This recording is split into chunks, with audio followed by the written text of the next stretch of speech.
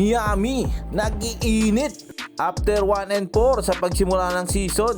Eto na nga ang mga bata ni Coach Poe, rumitsada ng 7-game winning streak bago palamigin ng Bulls. Sa 7-game winning streak na yun, pinangunahan nga ni Bam Adebayo.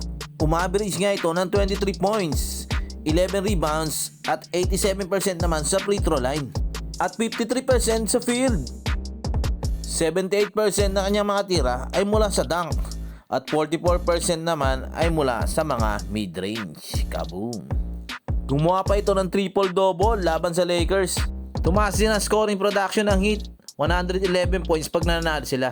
Samantalang sa unang 5 laro nila ay ma-average na sila ng 106. Baka nakakalimutan na, sila pala ang Eastern Conference Champion at runner-up sa finals last year. Medyo may mga pagbabago lang ngayon sa lineup nila, pero nandiyan pa rin ang mga key players na si Adebayo, Robinson at Butler. Ang target nga pala ni Adebayo ngayon ay maging isang defensive player of the year. At pwedeng mangyari yun. Aside kay Adebayo ay gumanda rin ang laro ni Robinson. Pinikap niya ang scoring mula sa injured na si Tyler Hero. Sa unang 5 laro nga nila umaverage lang to ng 10.4 puntos kada laro.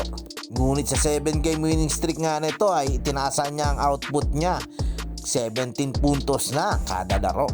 Ma-average din pala siya ng 41.1% mula sa 3. Napakataas yan mga kabogs. Ayun no, pull up sa 3. Kaboom!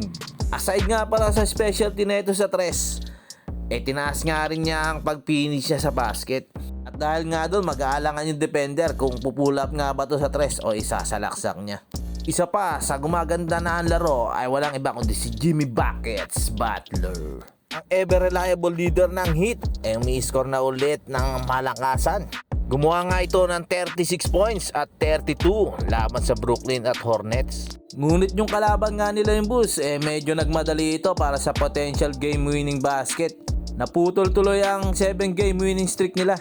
Okay, salamat mga kabogs!